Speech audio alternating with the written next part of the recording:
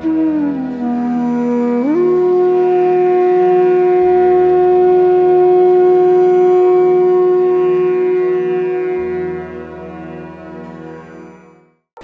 शक्ति चैतन्य में है। ये सोचती है, समझती है, सृजन करती है, सारे कार्यों को करती है। हमारे हृदय की धड़कन भी यही चलाती है। पर सबसे अधिक ये शक्ति की जो विशेषता है वो ये कि ये प्रेम भरी है। इसमें सिर्फ प्रेम, ये सारा कार्य प्रेम से करती है। अब मैं कहूंगी कि सत्य और प्रेम में कोई अंतर नहीं।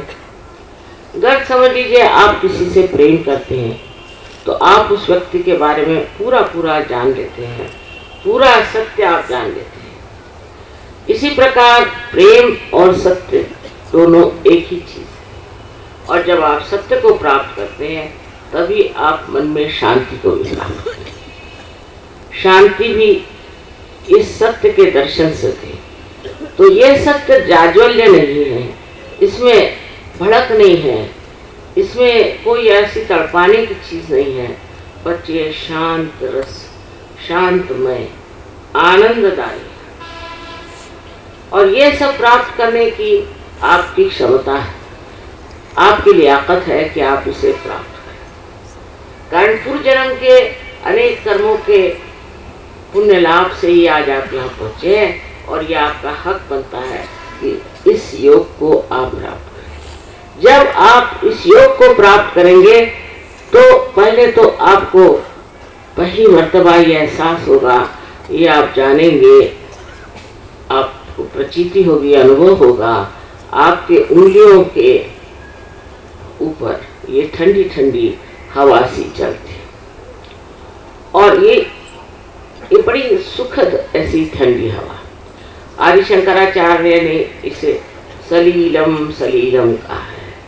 ईसा मसीह ने इसे cool bridge of the Holi ghost कहा है।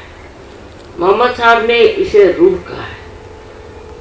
नानक साहब ने इसे अलख निरंजन कहा है। आदि अनेक अनेक विशेषणों से इसे अलंकृत किया गया, इसको सजाया गया। पर उनकी बात जो है सब तक पहुंचने के लिए जरूरी था कि सब लोग भी तो किसी हद तक पहुंचाए जाए, इसे महसूस करें। हमें अगर कोई लखनऊ के बारे में बताए कि लखनऊ ऐसा है, लखनऊ ऐसा है, तो भाई हमें लखनऊ ले चले तब तो ना हम समझे लखनऊ क्या। इसी प्रकार इतनी भी बात आप इस महान शक्ति की करें, वो सारी बात है। और बात करते करते फिर आदमी उठ जाता है, सोचता है ये क्या बातें हो रही हैं, इसका तो कोई अर्थ ही नहीं और कुछ मिलता जुलता नहीं है, पूरी समय एक मनोरंजन सा होते रहता है, काम खत्म। और इसके लिए जो हमारे अंदर विशेष शक्ति परमात्मा ने स्थापित की है उसे कुंडलिनी नाम से चाहिए। जितना इस प्रकार हमारे इस महान भारतवर्ष में हुआ है और कहीं नहीं। हाँ, बाहर बहुत से दृष्टा हो गए जिन्होंने इसके बारे में लिखा है, ये भी बात सच है, लेकिन जितना हमारे देश में इस पर कार्य किया गया उतना कहीं भी हुआ नहीं, क्योंकि हमारे देश के लोग शुरू से ही आध्यात्मिक रहे और हमेशा जानना चाहा उन्होंने कि हम हैं क्या, हमारी हैसियत क्या है, शख्सियत क्या है, हमारा व्यक्तित्व क्या है। यह हमेशा जानने की हिंदुस्तानियों ने चेष्टा की है। अनादिकाल से भारतीय लोग इसकी खोज में पड़े रहे और जंगलों में, गिरी कंदरों में जाकर के खोजते रहे कि मैं कौन हूँ, मैं क्या। और ये जो खोज थी वही आज फलीभूत हो रही है कि हजारों की तादाद में हजारों लोग इसको प्राप्त कर रहे हैं और आप भी इसे प्राप्त करें। सबसे तो पहले जब कुंडलिनी का जागरण होता है तो बिल्कुल सहज तरीके से होता है और बीच का जो मध्य पथ है सुषुम्ना, उससे वो गुजरते हुए ब्रह्मरंध्र को छेदते। आपको इस मामले में बताया गया है कि अपने अंदर 3 नाड़ियां विशेष है और उसमें से जो मध्य नाड़ी है उसी नाड़ी के मार्ग से कुंडलिनी का जागरण होता है। विशेषतः सब चीज दुनिया की जो है वो जमीन की तरफ दौड़ती है। सिर्फ आग ऐसी चीज है जो ऊपर की तरफ उठती है, पर ये एकदम शांत आग, एकदम शांत। इस आग में शांति भरी हुई है, क्योंकि ये बड़ा भारी परमात्मा का चमत्कार है। और जब ये ऊपर चढ़ती है तो अपने आप चक्र खुलते हैं और आपको इसमें कुछ करने का नहीं। सहज जब आप बीज को लगाते हैं तो क्या आप इस पृथ्वी माता को कुछ पैसा ऐसा देते, उसको कोई नमस्कार करते? वो तो उनका धर्म है कि कोई भी चीज जो उनके उदर में आए उसको पनपा दे, और ये धर्म बीच में भी है कि वो पनप जाता है, वो भी अंकुरित हो जाता है अपने आप। इसी प्रकार आपके अंदर भी, सबके अंदर, किसी भी जाति, किसी भी धर्म, किसी भी देश के, किसी भी रेस के लोगों में ये नहीं कह सकते कि कुंडलिनी नहीं।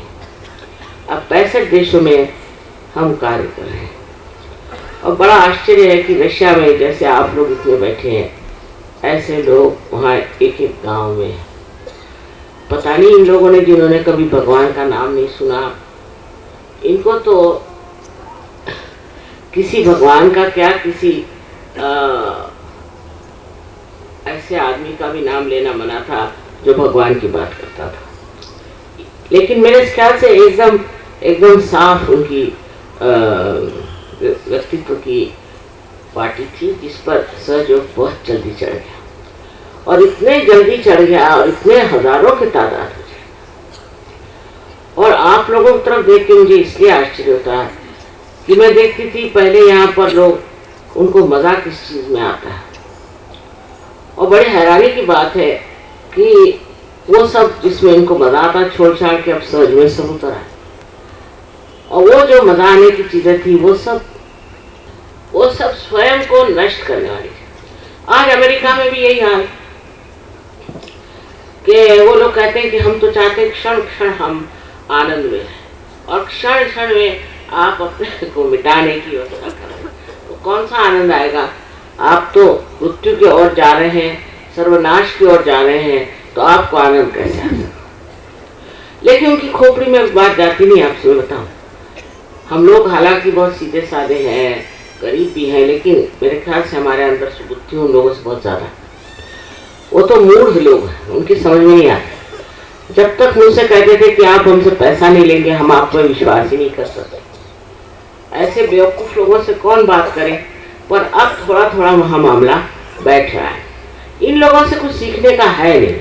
हमारा जो अपना स्वयं का हमारा जो कल्चर है, जो संस्कृति है, वो इतनी ऊंची है कि सहज में आने के बाद आप धीरे धीरे समझ लेंगे कि ऐसी संस्कृति है ये कि जिसमें सिवाय मनुष्य परमात्मा की ओर उठे और इस योग में बढ़े और कुछ हो ही नहीं सकता। ये नहीं है कि कोई आप चीज छोड़िए और जंगल में जाकर बैठिए, संन्यास लीजिए या भूखे मरिए, इस तरह की बेकार चीज सहयोग में कोई जरूरत नहीं, क्योंकि ये बाह्य में सब होता है। भूखे मरने की, बहुत से लोग भूखे मरते रहते हैं यहाँ पर। और एक बार नारद मुनि ने पूछा भगवान से कि हिंदुस्तान के लोग इतने भूखे क्यों रहते हैं? तो उनका वो लोग इतना भूखे रहने की उनको आदत हो गई है और वो इतने बार भूखे रहते हैं तो उनको भूखा ही रहते हैं। तो ये जो है उपवास, तपास आदि आदि तपस्या करने का जो गुण है वो हो गया, वो समय बीत गया, उसकी अब जरूरत नहीं। अब जैसे कि आप एक सीढ़ी से चढ़ के दालान में पहुंचे हैं, तो आइए, तशरीफ लाइए, अंदर बैठिए, बजाय इसके कि आप सीढ़ी पे अटक के बैठे हुए, आप ऊपर चढ़ना ही नहीं चाहते। इसी प्रकार एक तरह से ये भी समझ लेना चाहिए कि ये समय आ गया, ये विशेष समय, इसको तो मैं कहती वसंत ऋतु आ गई, ब्लॉसम टाइम आ गया। और इस समय में हजारों लोग पार होने वाले हैं, हजारों क्या करोड़ों के ये लोग पार होने वाले हैं, और जिनको ये मिलना है उनको मिलना ही है, कोई इसे रोक नहीं सकता। इस बात को अगर मैं आपसे कह रही हूँ तो वो इसलिए नहीं कि मैं सोचती हूँ कि ऐसी कोई बड़ी भारी घोषणा है। ये बिल्कुल सत्य है कि ये चीज आज इतनी घटित हो रही है इतने देशों में, जो एकदम ये जोर में फलीभूत हो रही है। इसके पीछे में कोई न कोई समय की भी विशेषता है, और ये समय एक घोर कलयुग में ऐसा आया हुआ है जहाँ मनुष्य चाहता है कि सत्य को प्राप्त। अब सत्य के प्रकाश में क्या क्या हो सकता है? पहले तो सत्य के प्रकाश में जो असत्य है उसे आदमी एकदम सहज में छोड़ देता है, एकदम सहज। जैसे कि एक सांप है आपके हाथ में, रात अंधेरी और आपको दिखाई नहीं दे रहा और आप जिद्दी हैं, और कोई कहे कि भाई तुम्हारे हाथ में सांप है इसे छोड़ दो, तो आप कहेंगे कि नहीं नहीं सांप नहीं, ये तो रस्सी है, इसे मैं नहीं छोड़ सकता, और आप पकड़े ही रहेंगे उसको। और जरा सा भी प्रकाश आ जाए तो आप फौरन छोड़ देंगे। तो ये समर्थता आपके अंदर है, सिर्फ ये एक तरह का अंधापन है। बहुत से लोग, हजारों लोगों ने मुझे देखा है प्रदेश में कि ऐसी ऐसी चीजें जिसे कि हम विषैली जहरीली कहते हैं, खाना एकदम से छोड़, हर तरह की जो चीजें हमको नष्ट कर रही है वो सब छोड़। बहुत से लोग चाहते भी हैं नष्ट करें, इसको खत्म करें, लेकिन नहीं खत्म कर पाते। वजह यह है कि उनके अंदर वो समर्थता नहीं। समर्थ का मतलब है आप जो है वो आपका अर्थ बनना जाए, यानी ये कि अगर आप आत्मा बन जाए तो अपने आप ये सब चीजें छोड़ के भाग जाएगी। अब आपके बच्चों को देखिए, बहुत शिकायतें मेरे पास आई कि बच्चे बिगड़ रहे हैं, ये हो रहे हैं। एक बार सहज में ले आई है, एक साहब है, उनका लड़का पढ़ता लिखता नहीं था, तो मेरे पास आए, मैंने कहा जागृति करो उनकी, बस देखो तो फिर, और वो फर्स्ट आया सबके बीच में। ये होता है, ये साक्षात। उसकी वजह ये कि हम अपने मस्तिष्क के कितने हिस्से में काम कर सकते हैं, बहुत थोड़े से। और कुंडलिनी के जागरण से जो प्रकाश हमारे मस्तिष्क में फैलता है, उससे हम असाधारण बुद्धिमान हो जाते हैं। दूसरे, हमारा चित्त जो है वो अत्यंत शुद्ध हो जाता है। वो ऐसे कि जो चित्त बार बार इधर उधर उधर उधर दौड़ते रहता था, वो एकदम शांत होके एकाग्र हो जाता है। इसलिए कोई सा भी कार्य हम बहुत अच्छे से कर सकते हैं, किसी भी कार्य में हम प्रवीण हो सकते हैं। इस देश में तो खेती बहुत है, हमने खेती पर प्रयोग करके देखे कि ये जो हाथ में चैतन्य की लहरियां हैं, इससे अगर कोई पानी को आप चेतित कर दें तो वो पानी जो है उससे 10 गुना फसल अच्छी आती है। और हाइब्रिड सीड की जितनी आती है उससे कहीं अधिक नॉन हाइब्रिड सीड की आती है। नॉन हाइब्रिड सीड अगर आप लीजिए और वो लगाइए, कोई खाद डालने की जरूरत नहीं, कुछ नहीं। आप देखिएगा कि हमने सूरज का फूल इतना बड़ा 1-2 फुट का डायमीटर का सूरज का फूल निकला, बहुत से निकले, उसको उठाना मुश्किल, एक आदमी उसको उठा नहीं सकता था। बहुतों ने कहा कि यहाँ ट्यूलिप्स हो ही नहीं सकते। हमने तो ऐसा देखा नहीं। हमारे जो खेत है उसमें हर तरह की चीज हो रही है, और हमने ऐसे देखा नहीं कि ये चीज हो नहीं सकती, वो चीज हो सकती, लेकिन बड़े पैमाने पर और बहुत ही अच्छी जिसकी क्वालिटी है, ऐसी चीजें होती हैं। और ये हमारा देश पूरा ही कृषि प्रधान है, इसके लिए बहुत ही ये फायदे की चीज है। अब बहुत जगह खबर करी, बहुत जगह बताया, और एक कलेक्टर साहब ने हमारा बड़ा सम्मान भी किया, पर उसी दिन उनकी बदली करा दी। अब ये सब चीजें बदलेंगी, लेकिन जो लोग सहयोग में आ गए हैं, उनकी खेती बाड़ी, उनके घर के जानवर, उनके घर के सारे प्रश्न, उनके समाज के सारे प्रश्न एकदम से हल हैं। आज हम उस कगार पर खड़े हैं कि अगर आप मुड़ करके देखेंगे नहीं तो खाई में आप लोग गिर जाएं, ये हमें मालूम। अब जब ये अपने को मालूम है, तब थोड़ा सा मुड़ करके इसे स्वीकार करना चाहिए। इससे आपको कोई पैसा नहीं देने का। आप इस जमीन को कितना पैसा देते हैं जो आपको फल फूल दे रही है, इसी प्रकार इसके लिए आपको कोई पैसा नहीं देने का, आपको कोई खर्चा नहीं करने का, कहीं कोई आडंबर नहीं, कोई भूखा नहीं, कुछ नहीं।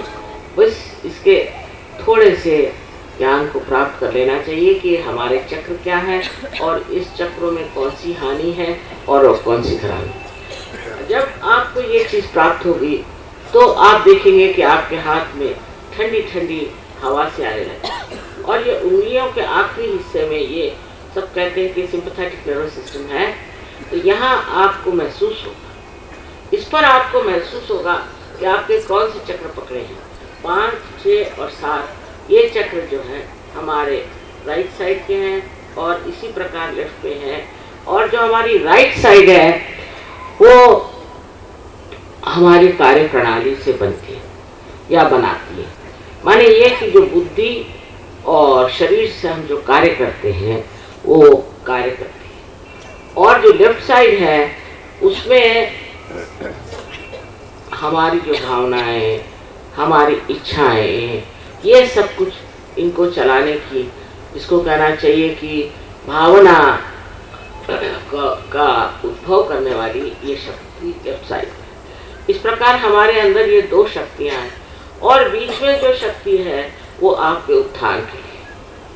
अब बिल्कुल थोड़ा सा और चलने की बात, 3.5 फुट कहते हैं, और अगर आप चलें, ये कुंडलिनी चल पड़ी तो आपका ब्रह्मरंध्र खुल जाएगा और चारों तरफ आप पाइएगा कि एकदम से फैली हुई ये प्रचंड परमात्मा की शांतमय शक्ति आपके अंदर उतरने लगेगी। अब शांति भी आपके अंदर प्रस्तावित होती है, क्योंकि हम रहते हैं मस्तिष्क में, हमेशा हमारे विचार एक के बाद एक उठते गिरते रहते हैं, और इस उठते गिरते विचारों के ऊपर हम लोग कूदते रहते हैं। कभी तो हम आगे का सोचते हैं, कभी पीछे का सोचते हैं, कभी हम भविष्य का सोचते हैं, कभी भूत का सोचते हैं, पर आज वर्तमान, आज जहाँ हम खड़े हैं ये हम नहीं रुक सकते, यहाँ रुक नहीं सकते, क्योंकि एकदम से चित्त हमारा चला जाएगा आगे को या पीछे। पर जब कुंडलिनी जागृत हो जाती है तो ये जो बीच में दोनों की जगह है वहाँ आपका चित्त रुक जाता है, आप वर्तमान में आ जाते हैं और एकदम निर्विचार समाधि लग जाती है। निर्विचार होने का मतलब यह है कि जैसे कोई चीज को देखिए तो उसके ऊपर आप कोई भी अपना प्रतिबिंब नहीं डालते। जैसे आपने देखा कितने सुंदर फूल बने, कहाँ मिले होंगे, कहाँ से लाए होंगे, किस तरह से क्या होगा, आदि कोई बात आप नहीं सोचते, आप बस इसका मजा उठाते हैं। तो ये जो शक्ति आपके अंदर आ जाती है, इससे शांति प्रस्थापित होती है। फिर ऐसा आदमी जो इस शांति में उतर जाए, वो जहाँ भी खड़ा होगा वहाँ शांति उसमें से बहेगी, वो सारे अपने इलाके को शांत कर सकता है, एक विशेष इंसान बन सकता है। आप सभी एक विशेष इंसान बन सकते हैं और इस तरह का कार्य कर सकते हैं। चित्त आपका ऐसा हो जाएगा कि आप जहाँ चित्त डालें वो चित्त ही कार्य कर सकता है। यहाँ बैठे बैठे आप चित्त डालें किसी के ऊपर कि उसकी तबीयत नहीं ठीक है, उसकी तबीयत वहाँ ठीक हो सकती है, पर आपकी वो स्थिति आनी पड़ेगी। इसलिए दूसरी स्थिति में जाना चाहिए, इसे हम निर्विकल्प समाधि कहते हैं, जहाँ पे दिमाग में कोई भी संशय आदि नहीं रह जाता। निर्विकल्प समाधि बता रहे थे लोग कि यहाँ तो वहाँ बहुत से निर्विकल्प में उतर गए, खटाखट निर्विकल्प में चले गए, बड़े बड़े लोग हैं। मैं बड़ी हैरान हो गई कि वो लांग गए अपनी पहली दशा को और दूसरी दशा में। कोई आपको शंका नहीं रह जाती अपने ऊपर और दूसरों के ऊपर, और सहज पर आपको कोई शंका नहीं आती। आप पूरी तरह से एक गुरुत्व को ले लेते हैं, मास्टरी ले लेते हैं, आप खुद अपने गुरु हो जाते हैं।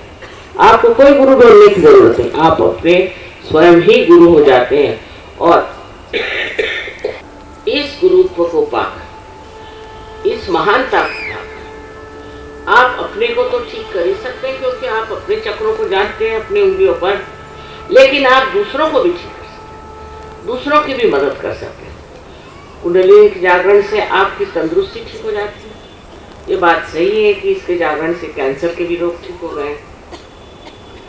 यहाँ के कोई डॉक्टर साहब मिलना चाहते हैं, मैं उनसे बात करूंगी, क्योंकि इसमें आपको पैसा कौड़ी कुछ खर्चा करने का नहीं, आपकी ही शक्ति जो है वो जागरूक हो जाती है और आप अपनी शक्ति से अपने को ठीक कर लेते हैं और आप दूसरों को भी ठीक कर सकते हैं। हालांकि डॉक्टर लोग कभी कभी घबराते हैं कि इससे फिर हमारी प्रैक्टिस क्या होगी। उसके लिए बहुत से अमीर लोग बैठे हैं, अभी सहयोग में आए कितने लोग। तो इस प्रकार आप देख लेंगे कि आप स्वयं ही एक धन्वंतरी हो बच्चे, माने एक एक बैच हो जाते, खुद ही बगैर किसी दवा के, किसी चीज के आप ठीक हो सकते हैं। इसमें आपको एक तरह से बड़ी ताजगी लगेगी।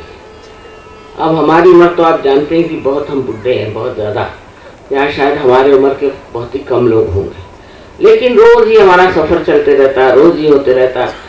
अब बोल बोल के कभी जरा सा गला थोड़ा सा बिगड़ जाता है, नहीं तो हम देखते हैं कि काफी अच्छे तरीके से हमारी जिंदगी बीत रही है।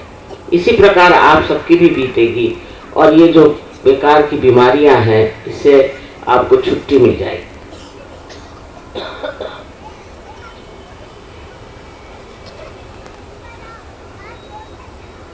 शरीर ठीक हो गया, मन का स्वास्थ्य मिल गया, बहुत से पागल लोग ठीक हो गए, मन का स्वास्थ्य भी मिल गया, आपकी भावनाएं भी ठीक हो गई, और आप केवल सत्य को अपने उंगलियों पर जानिएगा। आप जानिएगा कि आपके कौन से चक्र पकड़े हैं, किसी के कौन से चक्र पकड़े हैं, कौन क्या है। कोई अगर चोर या आ जाए बढ़िया कपड़े पहन के, तो आपको पता हो जाएगा कि चोर। आप माने बड़े ज्ञानी हो जाएंगे, और ये ज्ञान केवल ज्ञान है। अगर 10 आदमी भी सहयोगी बैठेंगे तो वो एक ही बात करेंगे। अब जब सब एक ही बात कर रहे हैं, सामूहिकता में सब जाग उठे हैं, तो अब लड़ाई झगड़ा कैसे होगा? जब सब एक ही सत्य को जानते हैं, जब आप जानते हैं कि मैं यहाँ सब बैठी हुई हूँ, तो इस बात पर तो कोई झगड़ा नहीं कर सकता कि नहीं यहाँ बैठे नहीं बात है। जिस प्रकार आप एक चीज को पूरी तरह से देख करके उसको मान लेते हैं, ये तो आपके अंदर एक प्रचीति है, ये अनुभव है। इस अनुभव के कारण झगड़े की तो कोई बात नहीं। आप सब एक परमात्मा के अंग प्रत्यंग हैं, उसके एक एक अंग में आप समा जाते हैं। फिर दूसरा कौन है? जैसे मेरे उंगली में यहाँ चोट लग जाए तो सारा शरीर का ध्यान वहां जाएगा, सारा शरीर मेहनत करेगा कि इस चोट को ठीक कर ले। इसी प्रकार एक आदमी अगर परेशान हो जाए तो सारे, मैं देखती हूँ सहयोग, चाहे वो ऑस्ट्रेलिया में हो, या चाहे वो इंग्लैंड में हो, या चाहे वो अमेरिका में हो, सब सहयोगी एकदम दौड़ पड़ेंगे। क्या? जैसे कि उनके शरीर को कोई चोट लगे। ये सामूहिकता का एक नया आयाम आपके अंदर आ जाता है, नया डायमेंशन आपके अंदर आता है। ये आ जाता है, माने ये सिर्फ कहने की बात नहीं, ये हो जाता है। ये स्थिति है, एक स्थिति है जो आज के मनुष्य स्थिति से ऊंची स्थिति है, जिसमें आप सामूहिकता में आ जाते हैं, और इस सामूहिकता में आपको मजा आता है।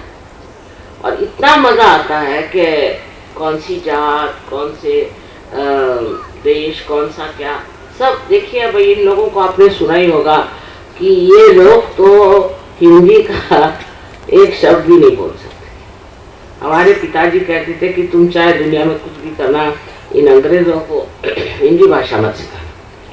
कल मेरे पास एक आया था, मैं तो तंग आ गया उससे। उसको मैंने सिखाया कि वो कल भी दरवाजा खोलने को क्या कहते हैं, हम जैसे नौकर आया उसे कहते हैं, तो उन्होंने कहा उससे कह दो कि दरवाजा बंद करने को उन्होंने कहा कि देयर वाज अ बैंकर, और फिर खोलने को क्या, तो उन्होंने कहा कि it is a cold day. मैंने कहा ऐसे कैसे होगा, it is a cold day, खोल दे को कोल्ड डे कह दिया। मतलब ये कि ये लोग इतने, इनके दिमाग इतने चढ़े हुए थे, इनकी खोपड़ी में कुछ जाता ही नहीं था, और कहा था चाहे तुम जो कर लो, लेकिन इन लोगों को सिखाने की जरूरत नहीं, अपनी भाषा ये सीख नहीं सकते। और अब देखिए ये जिस तरह से गाते हैं, इतने शुद्ध इनके उच्चारण है, इतनी समझ है, और कुछ कुछ कविताएं तो इन्होंने खुद बनाई हुई है जो आपके सामने गा रहे हैं। ये चमत्कार ये है, नहीं तो क्या है, इसे क्या कहना चाहिए। और कि ये किस तरह से इन लोगों की जबान ही बदल गई, और उसमें इतनी, हमारी तो भाषाएं बड़ी सफील है, लेकिन ये पता नहीं इस कठिन भाषाओं को किस तरह से समझ गए। इसी से आप समझ सकते हैं कि ये कोई ऊपरी तरह के साधु संत नहीं जो कि धोती पहन के बोली लगाकर रास्ते पे भजन गाए, ऐसे लोग नहीं। ये सब बड़ी बड़ी नौकरियों में है, बड़े बड़े उसमें कारोबार है, सब कुछ है, लेकिन यहाँ बस आते ही आपके हिंदुस्तान में जब उतरते हैं ना एरोप्लेन से, तो उसको चूम लेते हैं, कहते यही योग भूमि। वो दिन दूर नहीं जब इस देश के लोग सारे संसार को सिखा सकते और इसी देश से आध्यात्म उठेगा और वही सारे दुनिया की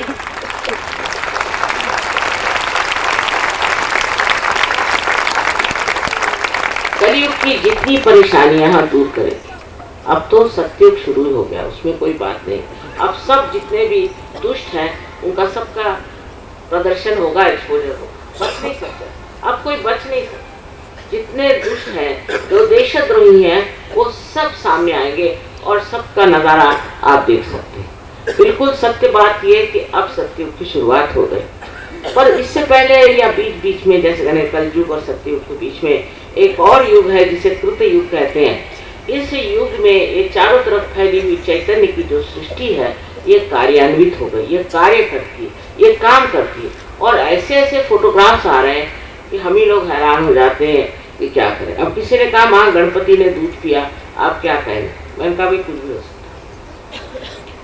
इस चैतन्य सृष्टि ने तो जो जो कमालात किए हैं मैंने खुद देखे और कर रहे हैं, फोटो में ही कितनी चीजें आ गई। तो अब मैं क्या कहूँ कि ये गणपति को किसने दूध पिलाया, और पर मैंने कहा गणपति इतने दूध कभी पीते नहीं थे, तो समझ नहीं आई मेरी बात। तो हो सकता है कि यही एक तरीका इस परम चैतन्य ने सोचा कि चलो करके दिखा। इस तरह के हजारों चमत्कार होते हैं, लेकिन सबसे बड़ी चीज क्या है? आपका चित्त भी जागरूक हो करके और सबको ठीक कर सकता है। सबसे बड़ी चीज है कि आप समाधान में आ गए, आप समाधानी हो जाए और उस समाधान में एक अजीबोगरीब स्थिति आती जिसमें आप आनंद के सागर में डुबकियां लगाते हैं। आज तक किसी ने आनंद को जाना नहीं, सुख और दुख जाना। पहले सुख आएगा तो फिर दुख आएगा, दुख जाएगा तो सुख आएगा। ये तो एकाकी चीज है। आनंद ऐसी चीज है कि उसमें बस आप विभोर हो जाते हैं और मस्ती में आ जाते हैं। फिर आपको दुनिया भर की चीजों की कोई इतनी खास जरूरत नहीं। जैसे कि ये लोग हैं, देखिए इतने वहां पर बढ़िया बढ़िया घरों में रहते हैं, मोटरे हैं, सब कुछ है। अभी आए हैं, कहीं भी सुला दो इनको जमीन, कहीं भी बिठा दो, बड़े खुश। ये कैसे हो गया? ये लालच जिससे कि हमारा देश आज डूब रहा है। और ये जो हमारे अंदर गलत किस्म की रूढ़ियाँ चल पड़ी है कि ये इस धर्म का आदमी खराब है, उस धर्म का आदमी खराब है। अरे धर्म में कोई खराबी नहीं, जो धर्म वाले हैं वो गड़बड़ है, वो समझे नहीं है, वो धर्म को समझे नहीं, भगवान के नाम पे लड़ाई करते हैं। इससे बढ़कर बेवकूफ बात कौन सी हो सकती है? जब भगवान एक ही है तो लड़ने की कौन सी बात है? पर इसकी समझ और सूझबूझ और शक्ति ये सब आपको सहयोग के बाद, तब आप ये सब कुछ भूल भाल जाएंगे और ये बेकार की चीज़ों में समय व्यर्थ करने से अच्छा प्यार करो, प्रेम करो। और ये प्रेम निर्वाज्य, निर्वाज्य माने इसमें किसी भी तरह का लेन देन नहीं होता। जैसे कि पृथ्वी में से जब रस उगता है किसी भी पेड़ में, तो उसकी शाखाएं और उसके पत्ते, फूल और फल सब में एक जैसे बटता है, जो जरूरत होती देता है, और बाकी बचा खुचा आकाश की ओर चला जाता है या जमीन की ओर चला जाता है, कोई कहीं चिपक के नहीं रहता। उसी तरह से अपना निर्वाज्य प्रेम होता है, जो किसी से भी आपको जहाँ प्यार करना है प्यार दिया और उसमें लपटता नहीं। अगर ये रस कर कहीं लपट जाए तो पेड़ भी मर जाएगा और वो जो फूल होगा वो भी मर जाएगा। प्रेम की बड़ी महिमा है, बहुत ही महिमा है। मैं तो बचपन से ही एक विश्वास रखती हूँ कि प्रेम से आप किसी को भी जीत सकते हैं। मैं तो महाराष्ट्र की रहने वाली हूँ, शादी हुई यहाँ यूपी में, इतना बड़ा घूंघट निकाल करके पुराने ढंग के घर में रहना, पुराने ढंग से रहना। लेकिन मेरे ससुराल वाले आपको कहीं भी मिले तो पूछ लेना, चाहे मेरे पति को मिलने कोई नहीं आएगा लेकिन मुझे मिलने सब लोग आएंगे। मेरे सारे ससुराल वाले मुझसे बहुत प्यार करते। उसकी वजह ये कि प्यार की महिमा, दूसरी कौन सी बात हो सकती? इस प्यार से ही प्यार बढ़ता है। पर मैंने कभी किसी से इच्छा नहीं करी कि मेरे लिए करें कि नहीं करें, कुछ नहीं, जैसे भी है ऐसे ही है। बस प्यार आप देते रहो, जिसको जो ज़रूरत है पूरी करती रहो, तो आप जो है बिल्कुल उस स्थिति में पहुंच जाते हैं कि जहाँ आप चाहते ही नहीं कि कोई आपको इसके लिए कुछ कहे या इसके लिए कोई आभार कहे या कोई चीज़ दे। जिसकी जरूरत ही नहीं रह जाती, आप अपने ही आनंद में समाये रहें। मैं चाहती हूँ कि अब मैं आई हूँ आप लोगों के पास, और पता नहीं क्या नसीब था। मैंने तो पहले कहती थी कहाँ यूपी में शादी हो गई, यहाँ तो हमारे यहाँ तो औरतें सर पे पल्ला नहीं लेती महाराष्ट्र में, और यहाँ तो घूंघट निकाल के चलो ये वो। पर मैंने समझ लिया कि हाँ अगर प्यार करो तो ये बड़े मोहब्बती लोग, प्यार की बड़ी महिमा है, और आज दिखाई दे रहा है उसका स्वरूप। आप सबको मेरा अनंत आशीर्वाद, और मैं चाहती हूँ कि आप सब आज ही इसी वक्त पार हो जाए, और बहुत आसान है। लेकिन एक दो बातें मैं कह दूं कि इसमें आपके साथ कोई जबरदस्ती नहीं हो सकती। जिसको पार नहीं होना है उस पर जबरदस्ती नहीं कर सकते। आपके मांगने की चीज है, आप पे अगर शुद्ध इच्छा है तो आप जरूर पार हो जाएंगे।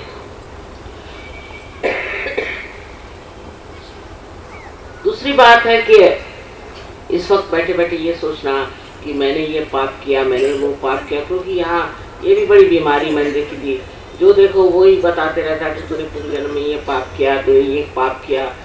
ऐसी कोई बात नहीं। आज जब आप माँ के सामने बैठे हैं तो आपने कोई न पाप किया है, न आपकी कोई गलती की, न आप कोई दोषी हैं, तो अपने को बिल्कुल तरह से आप दोषी मत समझें। अगर आप अपने को दोषी समझ रहे हैं तो ये यहाँ का जो चक्र पकड़ जाता है, और इसके कारण बड़ी गंदी गंदी बीमारियां हो जाती है। इसमें से एक है स्पॉन्डिलाइटिस, जिससे बड़ा दर्द होता है।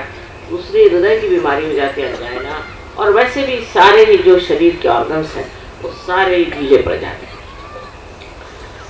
सो काहे को अपने को कोसना और अपने को भला बुरा कहना। दूसरी बात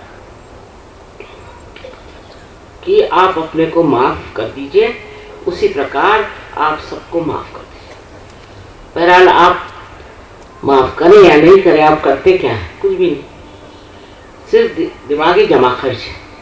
हर समय ऐसे आदमी के बारे में सोचना जिसने आपको तकलीफ दी, उससे आप अपने को तकलीफ दे रहे हैं। वो तो बहरहाल आराम से बैठे, तो इसलिए आप क्यों चाहते हैं कि अपने को तकलीफ दें?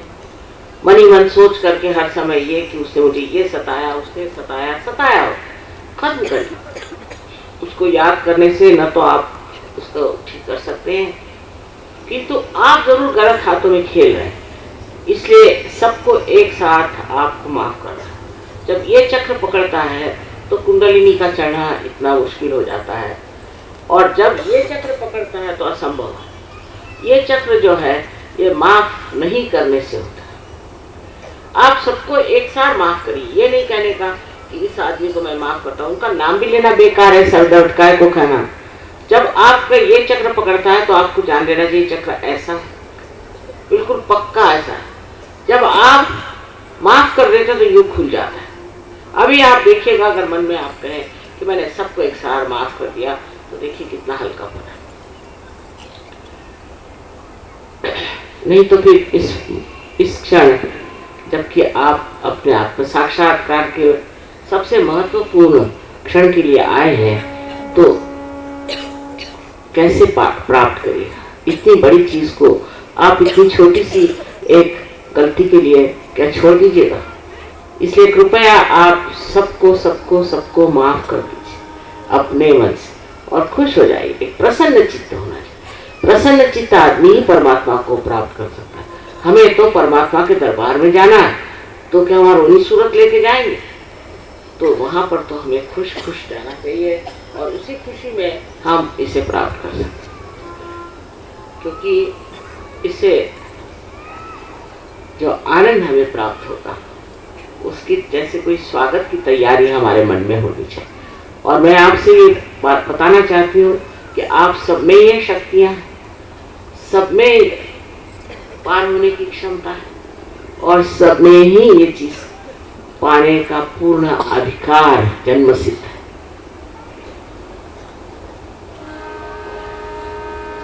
अब एक और बात है कि जबरदस्ती किसी पर नहीं हो सकती। किसी को पार नहीं होना है तो वो कृपया बाहर चले जाए या हट जाए। रही बात ये कि कि बहुत से लोगों ने लिखा है कि कुंडलिनी के जागरण से ये होता है वो होता है। हमने तो कहीं देखा नहीं कुछ, कोई भी ऐसी बात नहीं होती कुंडलिनी के जागरण से। हाँ, अगर कोई आपको भूत बाधा वगैरह हो तो कभी कभी लोग, मैंने देखा, नाचने कूदने लगते हैं, कभी कभी, बहुत कम।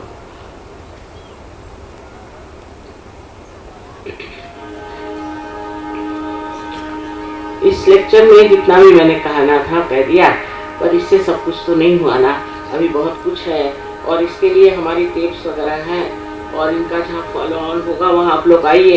ये नहीं कि सहयोग आज कर दिया और खत्म मामला, ऐसे नहीं।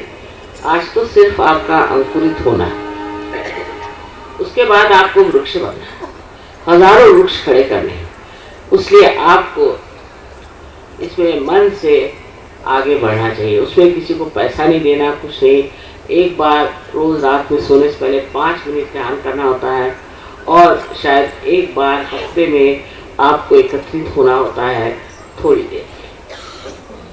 इससे बहुत बहुत ज़्यादा आपको समाधान और इसके ऊपर प्रभुत्व, मास्टरी आ जाए।